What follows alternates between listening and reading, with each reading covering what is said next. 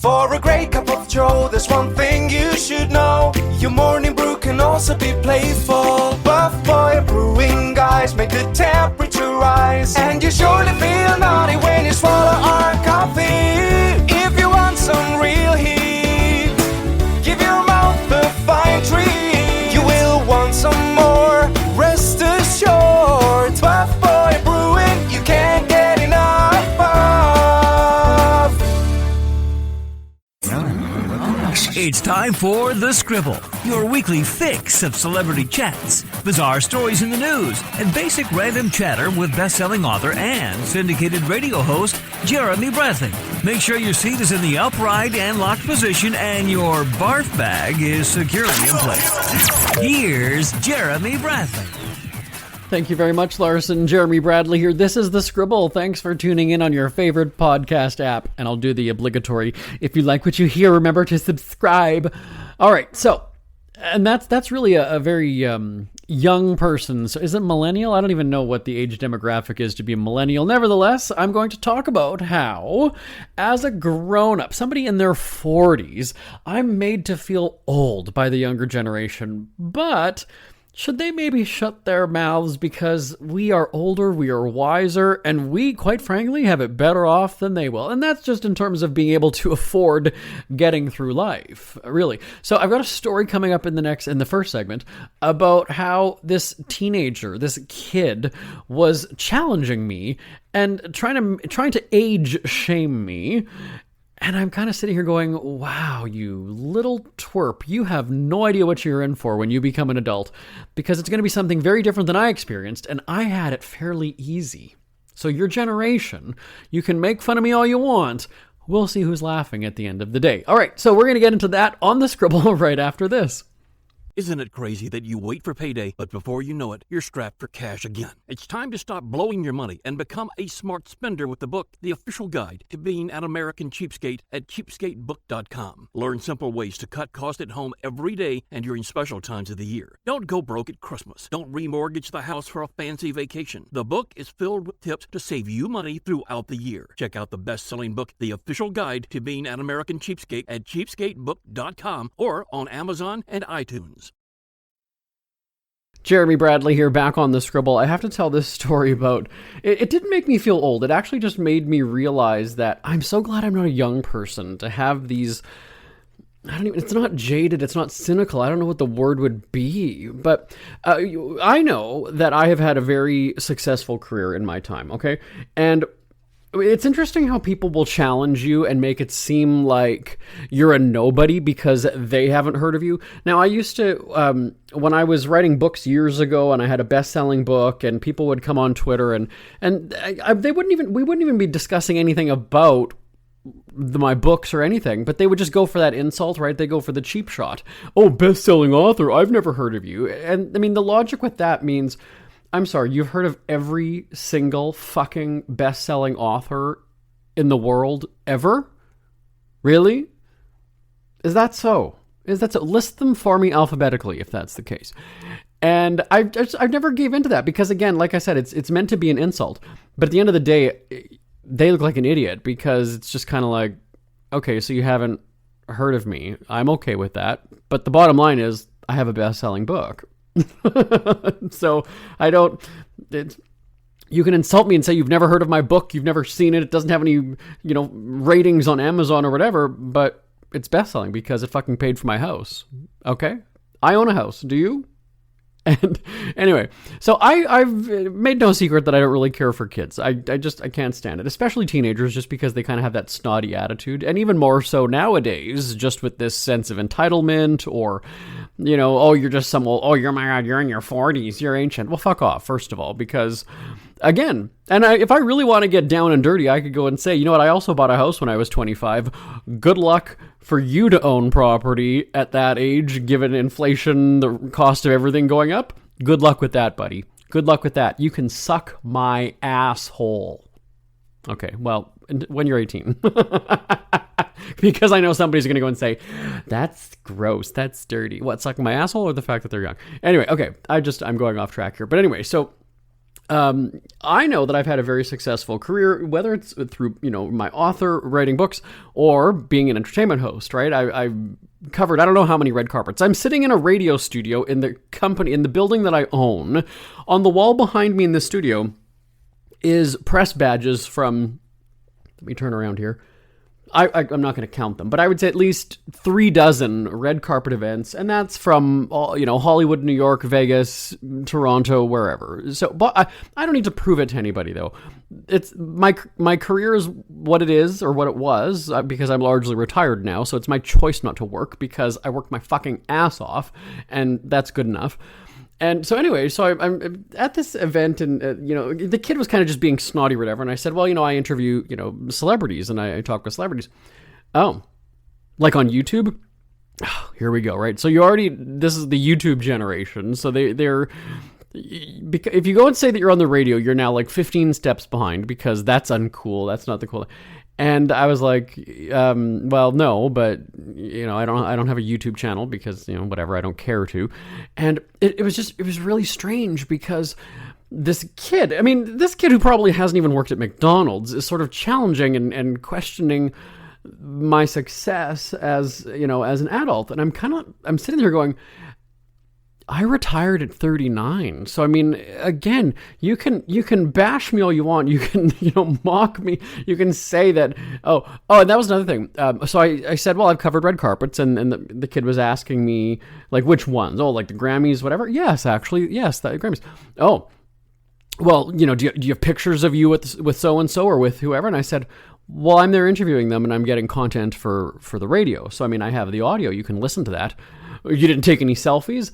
And this is where I wanted to educate the kid and go, actually, no, because I'm from a different era where we didn't do that kind of a thing on a red carpet. It wasn't about me fanning out and meeting this celebrity. And, oh my God, can I get a picture? You wouldn't dare do that. And let me just sort of explain the scene for people. Back in the day was the reporter, the host, whoever, the interviewer, was not the star on the red carpet.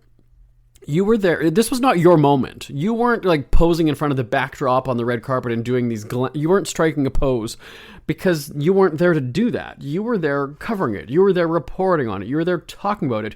You weren't it, meaning the focus of attention, the focal point, and it only. I remember the first time that I think it was America's Got Talent where we took a photographer. We had a photographer there. And even then I kind of felt weird that he was sort of behind me and going on the sides and taking pictures of me doing interviews with people. Because it didn't seem like, it seemed weird though. Like, you're the host, you shouldn't be, you're on the radio. Like, it's not your moment. This isn't about you. And so when I'm getting, not roasted, but whatever, mocked, I guess, by this kid who's going and saying, because I didn't have selfies, then I'm, it wasn't a legitimate Hollywood experience. I kind of, it's like when people have these like brawls on social media and they just go for the low blow, and then they want you to fire back with something because they've got something, and it's just this challenge, and I ain't got time for that shit. Like, again, I couldn't give two flying fucks if you've never heard of me, if you've never read my book, if you thought my book sucked, if it's, oh, I'm a has-been, I'm a wash-up, well, again, I retired at 39. My best-selling book paid for my house, and I had a great radio career covering red carpets, interview. Whatever you say is not going to hurt my feelings about it. It's not going to make me go and say, wow, I really didn't apply myself and I didn't have much of a career. I had a sweet fucking amazing career. So it's just so funny how you have these people who, will try to, like, you're going to try to break me down, you little kid, you little twerp who's like still in high school living with your parents and probably will be for the next 10, 15 years, even if you do get a 6-figure job, which you probably won't, because you think that YouTube is the end-all be-all. And it's funny to me.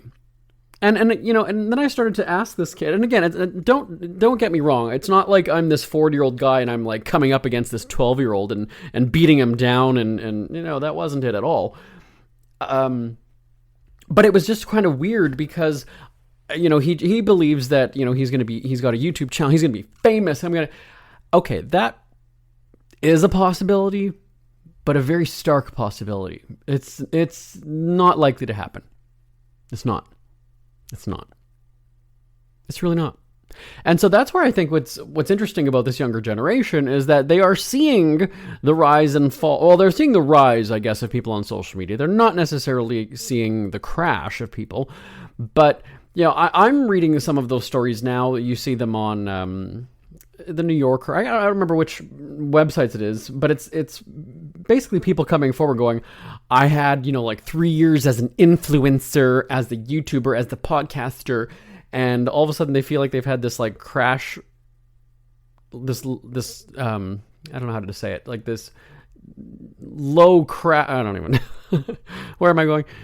They have this like a career crash in a way. And you're kind of like, well, if you didn't really execute it as a business, then yeah.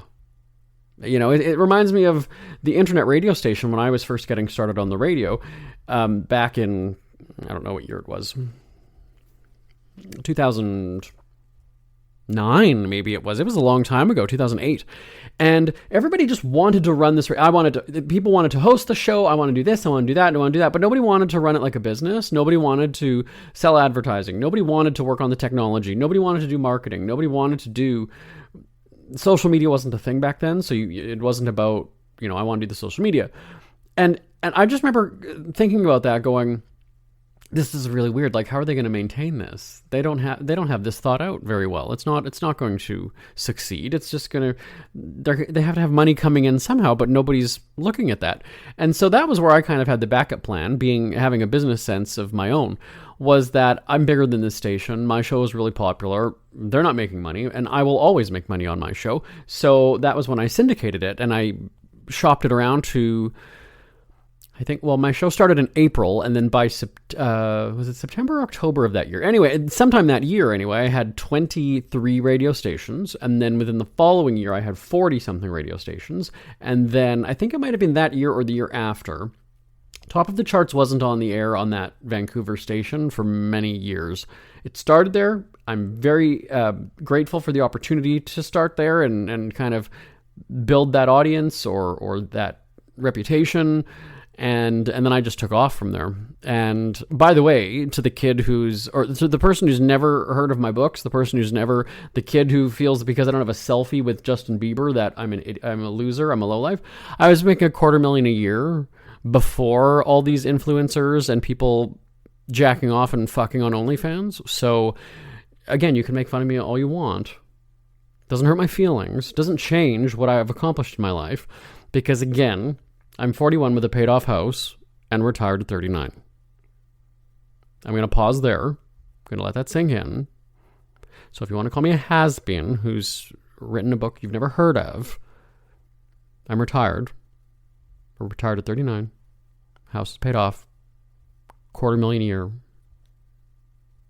Okay? We good? I'm just being a dick. Anyway, tell me your thoughts on what the younger generation is headed for. Do you think that there's this sense of entitlement? Like I had this discussion with one of my cousins. Her daughter is pregnant, so she's going to be a grandma. And I was saying, like, isn't it crazy that, kids back in the day were getting married? Well, not kids, but I mean, people were getting married at, 18, 19, early 20s. And that's just not the focus now. Maybe it is for some. But unless you're getting an apartment or a house with 2, 3, 4 other people, you're not going to be able to afford it. And there's a lot of people who have had, a steady job for however many years, let's even say 20 years, and are making good money and still wouldn't be qualified for whether it's a mortgage or couldn't afford, the property. And so I just said, like, unless there's, I think kids are going to be living at home well into their 20s and maybe even 30s. And that's a symptom of just, the economy or inflation, whatever, or housing prices, a whole bunch of different factors.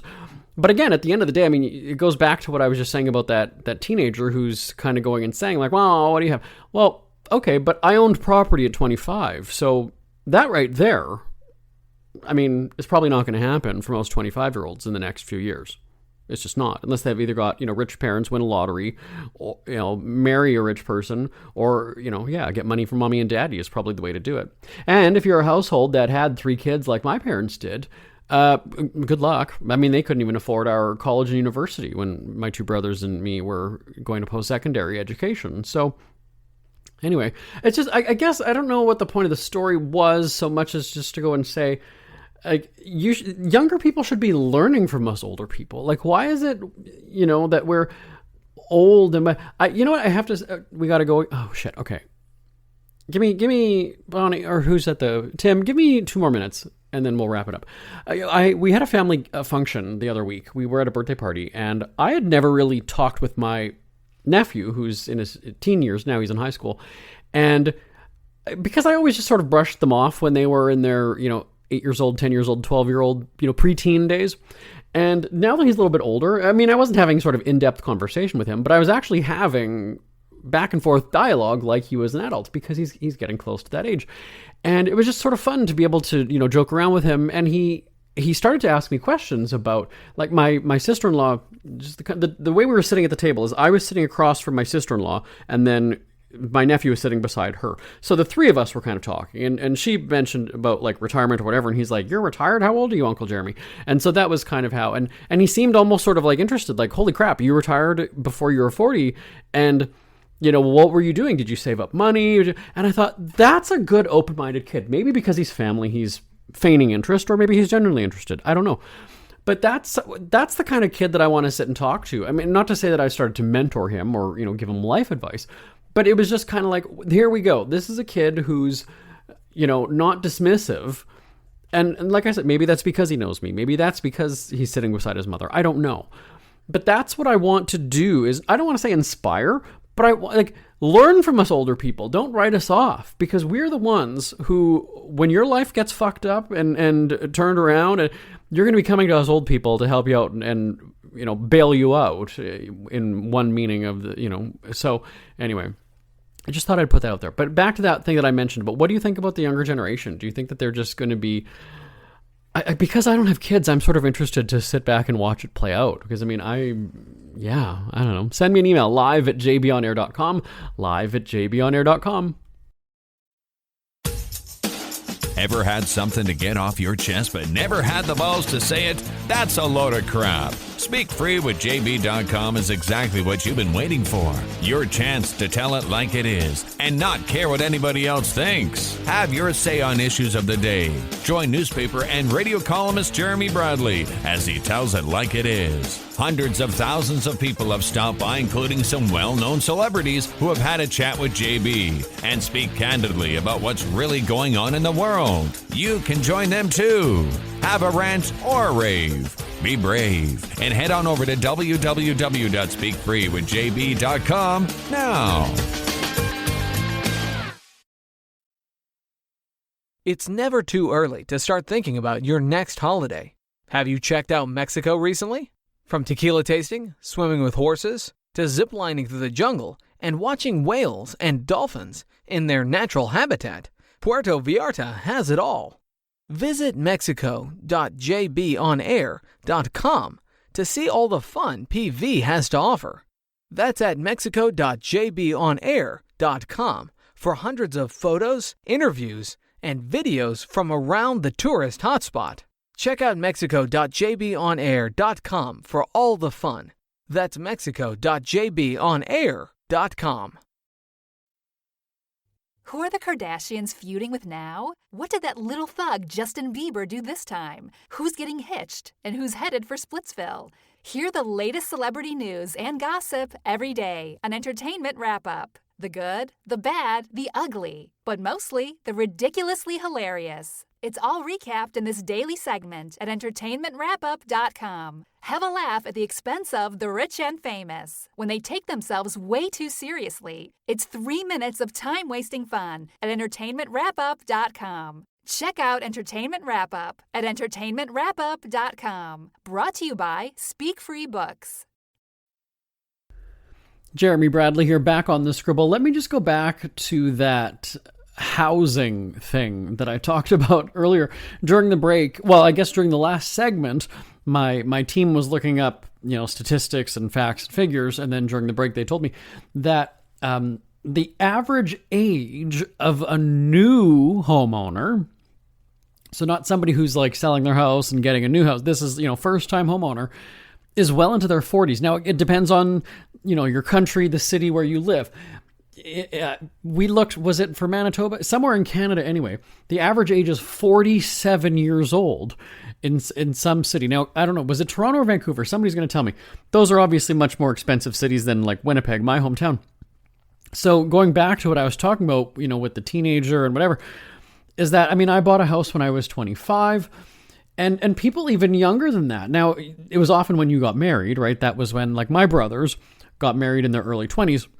They were homeowners at an age sooner than I was, or earlier than I was, but they also had two incomes, with their respective wives.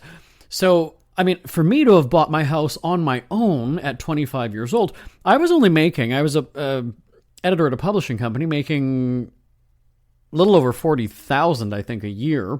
I started there at, I was not quite mid $40,000s when I quit, but that was still enough to buy my house, which was $154,000. You think about that now, even in the smallest of cities, you're not getting a house unless it's got crime scene tape and it's on fire for that price. Even then, you're still probably paying at least $200,000.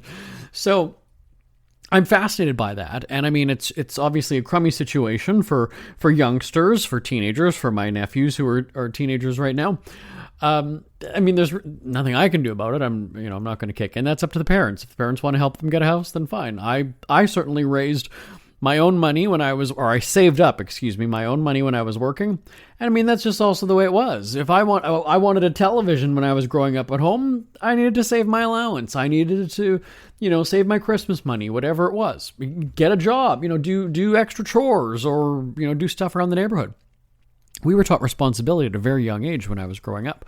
And so now, obviously, a house for $154,000 is completely different than $750,000. I get that. But I just don't know. Is the focus on saving money?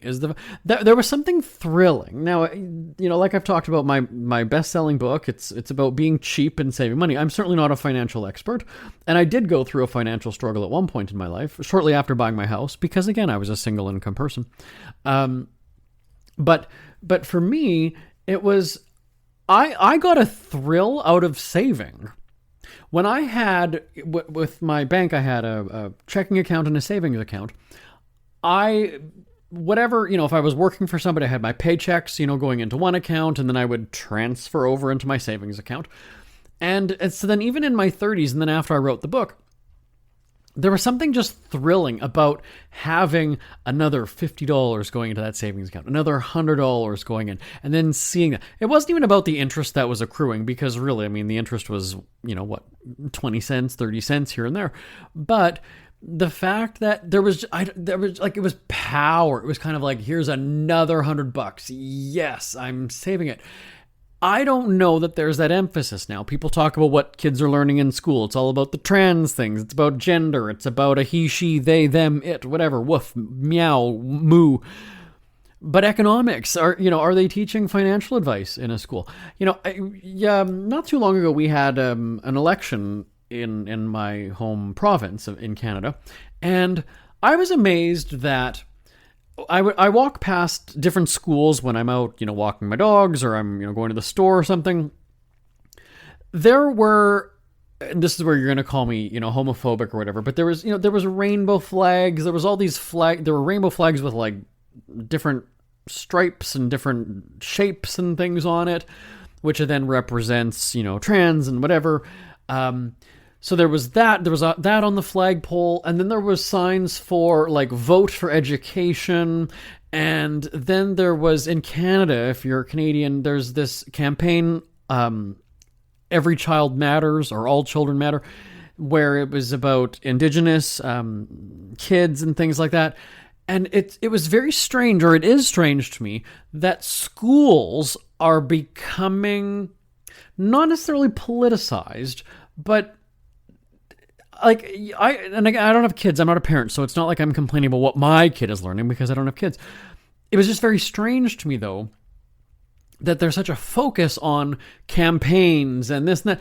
focus on teaching the fucking basics. When I see that kids can't spell worth a goddamn shit, which that doesn't make sense saying a goddamn shit, but I'm just saying, when I see that like kids are in high school or even graduating and they don't know the difference between your and your, loose and lose, there and there, I guess, without spelling it out, you don't, but you know, the different theirs. That's more of a concern for me.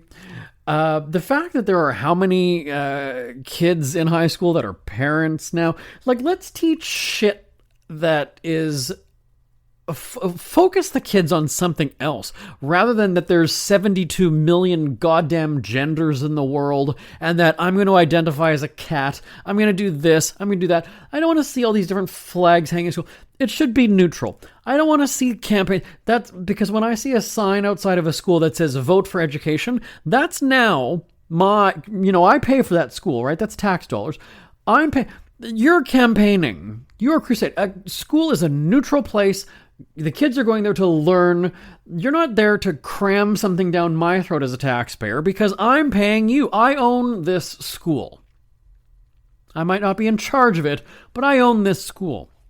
So that's where, again, I'm not against having a pride flag. I'm saying, but if that's what the focus is because that's the way the world is, that's maybe where we're losing our way. I'm not anti-trans. I'm not a homophobe. Wouldn't that be wonderful, right? I'm a homophobic homosexual. I love when people come at me for that.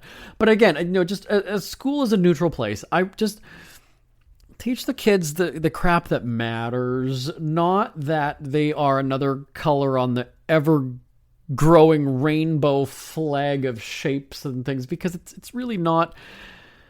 It's dividing neighborhoods and communities. This is where people are going to say, you're not a parent, shut your fucking mouth. But you know what, though? I am a member of society. I'm a taxpayer. It's my community that these kids are going to be turned loose in once they graduate. And again, I know the difference between the spelling of loose and lose. And I just feel like, I think that we're doing kids a disservice. So tying back to that whole money thing that I was mentioning at the start of the segment, like, I'd love to know, are they teaching them economics and things like that? Home ec back in the day was, teaching kids how to cook and stuff like that. I think that's just as important now as it was back then. Yeah, we have got, we've got Uber Eats and Postmates and DoorDash and Skip the Dishes and whatever other apps that can bring you food. But if you don't know, the costs of things like that, if you're not doing basic math and sitting there going, wait a second, is it going to be cheaper to order groceries or order this food? How long will those groceries last me? If I order 4 pizzas, that might last me 4 days, so that actually could be cheaper than ordering groceries. If you're not going to think about those things, then that's the real disservice to kids, because once you turn them loose, and remember, parents, you're going to be funding that kid's life for much, much, much more time than their 18th birthday, because they're not, as I said earlier, they're not going to be buying a house when they're 18 and they're going to be on their own. They're going to have 4 roommates. One's going to be living on a couch in the living room. One's going to be on the floor in another room. They're going to be stacked on top of each other just to pay rent in a stupid little apartment. So I don't know. When I was told, like I said during the break, that like the first time homeowner average age is like in the 40s, yikes. Tell me your thoughts. Send me an email live@jbonair.com. We hear you chirping. Get scribbling. Tweet up the Scribble at The Scribble Show. Join the discussion with Jeremy Bradley. It's all going down right now on Twitter @The Scribble Show and @thescribbleshow.com. JB here on The Scribble. We've got less than 2 minutes left in the show, and it seems weird for me to start telling a story because you know how long my stories are. But, it's December 1st. We're coming into the holiday season. Do you do what I do, which is you see somebody or you talk to somebody you haven't seen in a long time. Maybe you message them online. Oh my God, we totally have to get together. Let's do drinks. Oh, let's do dinner. Oh yeah, give me a call. Let's get together. And then months later, you're kind of like, we never did get together, did we? And that's happened with me quite a bit. I reconnected with a former boss of mine on social media, and we hadn't seen each other in how long, right? And so now I'm kind of at that place with the holiday season where I'm sort of feeling like, should I follow up with those people? It was almost their suggestion that we get together, but I agreed to it. So should I reach out? Are we both waiting for each other to reach out? Is that kind of thing? Or do you just say that as a nicety? You just say that because that's just the thing. Oh yeah, give me a call. Oh yeah, let's hang out. Yeah. No, let me know. There's a charity event that I do every year. And I end up, reconnecting with the people that are also part of it every year. And we do that every freaking year. It's in April. Every year we say that.